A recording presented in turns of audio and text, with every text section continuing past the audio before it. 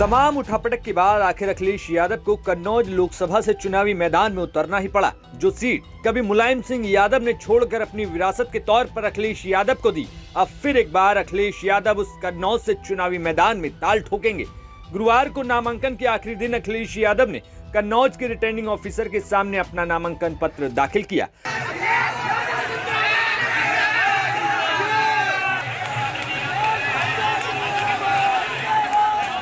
बुधवार को अखिलेश यादव के नाम का जैसे ही कन्नौज से ऐलान हुआ, उसके बाद से कन्नौज के सपा कार्यकर्ताओं में अलग ही जोश देखने को मिल रहा था। सुबह से ही कन्नौज के सपा कार्यालय में ढोल नगाड़े बजने शुरू हो गए। वहीं जब अखिलेश यादव कन्नौज के सपा कार्यालय पहुंचे तो कार्यकर्ताओं के हुजूम ने उन्हें घेर लिया और अखिलेश पर खूब फूलों की बारिश कर दी। इस दौरान अखिलेश के काफिले में भयंकर भीड़ देखने को मिली।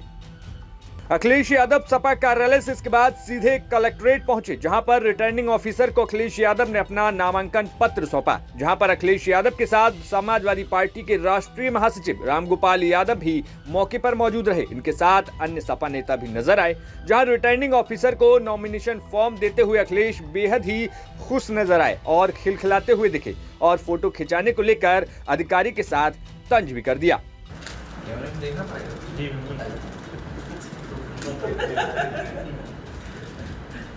आप तो देख रहा था, आप कैमरा देख रहे थे, मैंने किधर देखे आप लोग।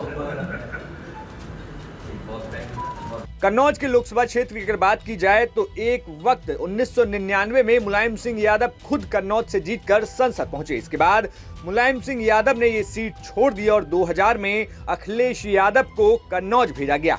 अखिलेश यादव, जिनका उस समय कुछ ही साल पहले विवाह हुआ था, उसके बाद उनको सीधा चुनावी मैदान में अखिलेश यादव को कन्नौज से उतारा गया और अखिलेश यादव ने यहां पर बड़े मार्जिन से जीत दर्ज की थी। अखिलेश यादव ने 2000 के बाद तमाम चुनाव को जीतते हुए 2012 तक वो कन्नौज से सांसद रहे और 2012 में जब समाजवादी पार्टी की सरकार बनी, उसके बाद वो मुख्यमंत्री बने, तो उन्होंने कन्नौज की लोकसभा सीट को छोड़ दिया। जिसके बाद 2012 के उपचुनाव में कन्नौज लोकसभा सीट से अखिलेश यादव की पत्नी डिंपल यादव मैदान में उतरी और निर्विरोध तौर पर डिंपल यादव ने कन्नौज में जीत दर्ज की। लेकिन साल 2014 जब अखिलेश यादव की जगह मैदान में थी डिंपल यादव और उनके सामने चुनावी मैदान में ताल ठोक रहे थे भाजपा के सुब्रत पाठक। इस दौरान डिंपल यादव ने कन्नौज सीट तो जीत ली, लेकिन सुब्रत पाठक को हार का सामना करना पड़ा।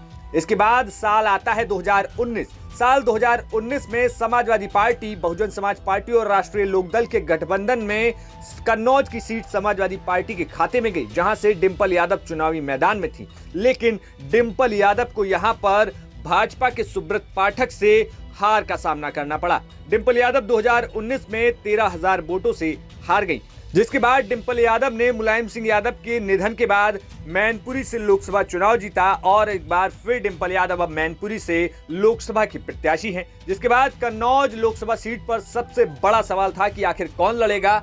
इस बात को लेकर नामांकन के कुछ ही दिन पहले तेज प्रताप यादव के नाम का ऐलान होता है, लेकिन आखिरी वक्त में समाजवादी पार्टी कन्नौज की लोकल यूनिट के तरफ से फीडबैक दिया जाता है कि अगर अखिलेश यादव यहां पर चुनावी मैदान में नहीं उतरेंगे तो ये सीट फंस सकती है। जिसके बाद इन वक्त में नामांकन के आखिरी दिन यानी कि 25 तारीख को अखिलेश यादव खुद अब नामांकन करने पहुंचे। जिसके बाद कन्नौज का चुनावी मुकाबला अब कड़ा हो गया है। आपको कन्नौज के सियासी समीकरण के बारे में बताएं तो कन्नौज में कुल 18 लाख वोटर हैं, जिसमें से 10 लाख पुरुष और 8 लाख महिला मतदाता हैं। इस लोकसभा सीट पर सबसे ज्यादा मुस्लिम और यादव मतदाता हैं। मुस्लिम वोटर की संख्या करीब 2.5 लाख है, जबकि यादव वोटर्स भी इसी संख्या में कन्नौज में है। इसके अलावा 2.5 लाख वोटर दलित वोटर भी हैं। इसके साथ ही साथ क्षेत्र में ब्राह्मण 15% और राजपूत 10% वोटर यहाँ पर हैं। तो ऐसे में जो 2.5 लाख यादव और 2.5 लाख मुस्लिम वोटरों का समीकरण है, वो अपने आप में विनिंग फैक्टर यहाँ पर बन जाता है, जिसकी वजह से कन्नौज को सपा का